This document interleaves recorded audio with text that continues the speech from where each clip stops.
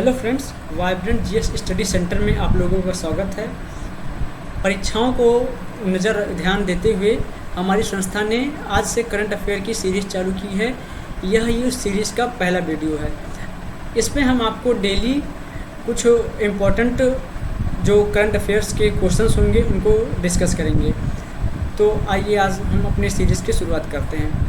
तो जैसा कि हमारा पहला प्रश्न है, किस संस्था ने ग्रामीण क्षेत्रों में भारतीय मानकों को बढ़ावा देने के लिए ज़मीनी स्तर पर पहल शुरू की?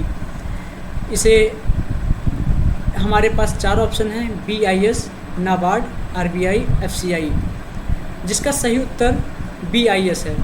BIS का पूरा फुल फॉर्म जो होता है वो होता है bureau of Indian standard. Bureau of Indian standards, इसके बारे में हम कुछ जान लेते हैं। इसे हिंदी में भारतीय मानक ब्यूरो के नाम से भी जाना जाता है।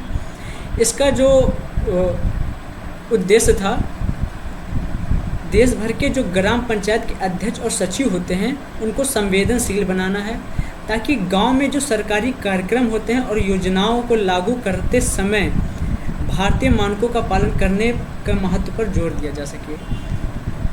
और इस सीरीज़ का दूसरा सवाल हमारा है, सूखा पूर्व चेतावनी प्रणाली DEWS एक वास्तविक समय सूखा निगरानी मंच है, जिसका संचालन किसके द्वारा किया जाता है?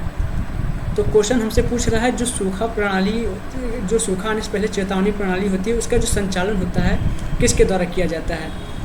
तो हमारे पास ऑप्शन है NIOT, IIT Gandhinagar, IIT Madras, DRDO। इसका सही उत्तर है option B, IIT Gandhinagar. IIT Gandhinagar के बारे में अगर आप जानें तो सितंबर 2003 के पहले सप्ताह में भारत के लगभग 30% भूमि क्षेत्र में अलग अलग स्तरों पर सूखा पड़ा, जिससे किसानों और खाद्य सुरक्षा के लिए गंभीर चुनौतियां पैदा हुई। प्रभावित क्षेत्रों में से 11.5% गंभीर, चरम या असाधारण सूखे की स्थिति से पीड़ित थे, जबकि 18.9% को असामान्य से मध्यम सूखे की स्थिति का सामना करना पड़ा। जो यह जानकारी सूखा प्रारंभिक चेतावनी प्रणाली DEWS से प्राप्त की गई, जो IIT गांधीनगर की जल और जलवायु प्रयोगशाला की ध्यान देने योग्य है। जल और जलवायु प्रयोगशाला द्वारा संचालित एक वास्तविक समय में सूखा निगरानी मंच है। तीसरा क्वेश्चन है हमारा, किस संस्थान ने उभरती प्रौद्योगिकियों के युग में डिजिटल समावेशन पर परामर्श पत्र जारी किया? अंग्रेजी में विच इंस्टीट्यूशन, किस संस्था ने रिलीज्ड ये consultation paper on digital inclusion in the era of emerging technologies? तो हमारे पास चार ऑप्शन है: NITI Aayog, try, NASSCOM, RBI। तो इसका सही उत्तर है ट्राई। ट्राई का फुल फॉर्म जो होता है telecom regulatory authority of India. इसके बारे में हम कुछ जान लेते हैं। इसे हिंदी में भारतीय दूरसंचार विनियामक प्राधिकरण ट्राई के नाम से जानते हैं। ये उभरती हुई प्रौद्योगिकियों के युग में डिजिटल समावेशन और शीर्षक परामर्श पत्र CP जारी किया। इस पत्र का उद्देश्य उभरती प्रौद्योगिकियों में तेजी से हो रही प्रगति से उत्पन्न चुनौतियों और अवसरों से संबोधित करना है, जिसमें विशेष सूक्ष्म और लघु माध्यमों MSME के लिए समावेशिता सुनिश्चित करने पर विशेष ध्यान दिया गया।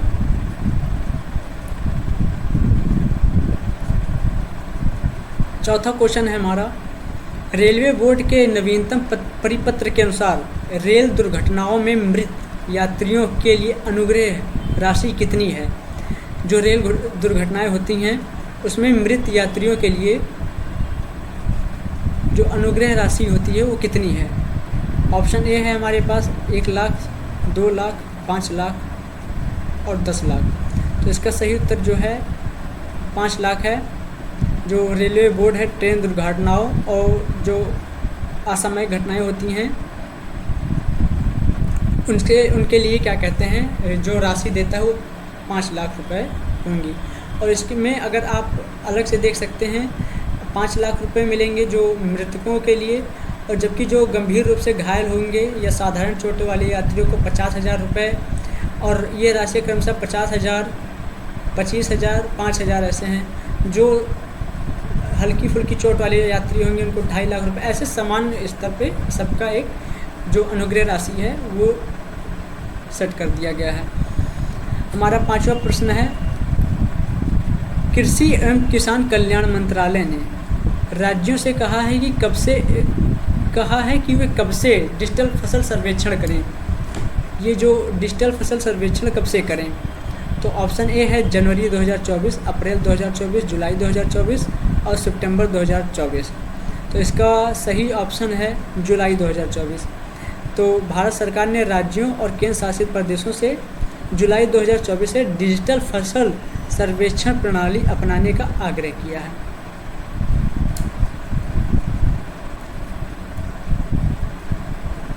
छठा प्रश्न है हमारा, काला जीरा चावल ये किस राज्य का प्रसिद्ध खाद्य उत्पाद है? किस राज्य का है? हमारे पास 4 ऑप्शन है, उड़ीसा, पश्चिम बंगाल, कर्नाटक, पंजाब। इसका सही उत्तर है उड़ीसा। इसमें अगर आप देखेंगे तो इसे एक निजी कंपनी है, जैविक Shri farmers producers company JSFPC ने कोरापुट, ये एक स्थान है उड़ीसा का, यहाँ काला जीरा चावल के लिए GI टैग के लिए आवेदन किया है। उड़ीसा के जयपुर में MS Swaminathan research foundation MSSRF ने स्थानीय किसानों तथा इसके लाभों से वंचित करने की संभावना पर चिंता जताई है। 7वां प्रश्न है हमारा, 2024 पेरिस पैरालंपिक में जूडो में पदक जीतने वाले पहले भारतीय, ये ध्यान दीजिए, जूडो में पदक जीतने वाले पहले भारतीय कौन? भारत से। ऑप्शन है हमारे पास सकीना खातून, सचिन सिन्हा, कपिल परमार, परमजीत कुमार। इसका सही उत्तर है कपिल परमार। ये आप इनका देख सकते हैं, ये कपिल परमार हैं। कपिल परमार ने पैरा जूडो पुरुषों की J1660 किलोग्राम स्पर्धा में पेरिस और पैरालंपिक 2024 में कांस्य पदक जीता है।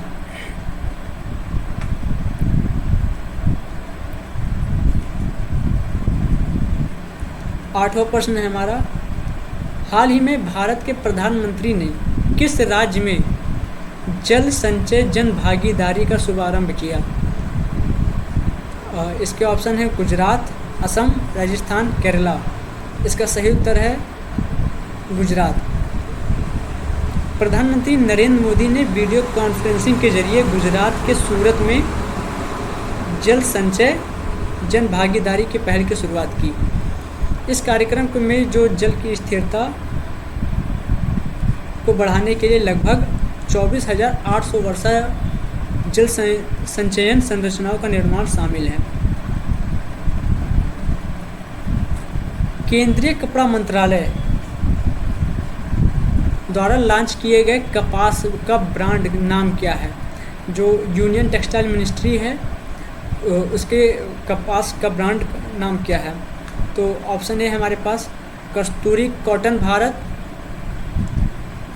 क्रिया कॉटन भारत, टैक्सो कॉटन भारत, नमो कॉटन भारत। इसका सही उत्तर है कस्तूरी कॉटन भारत। केंद्रीय कपड़ा मंत्री पीयूष गोयल ने कस्तूरी कॉटन भारत की वेबसाइट का अनावरण किया है। इसका ये आप लोगो देख सकते हैं। लोगो भी एक बहुत इम्पॉर्टेंट होता है हमारे एग्ज़ाम के पॉइंट ऑफ व्यू से। हमारा 10वां और आखिरी प्रश्न है, ये कौन सा राज्य अपनी क्षेत्रीय बोलियों के लिए एक शब्दकोश जारी करने की तैयारी में है?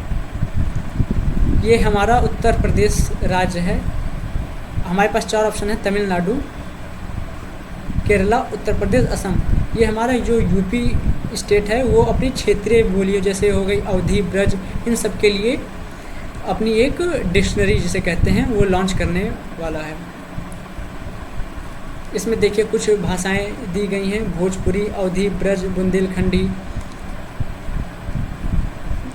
तो इसी के साथ हमारे सारे प्रश्न समाप्त हुए। आपके लिए हम अगली सीरीज़ लाते रहेंगे। धन्यवाद।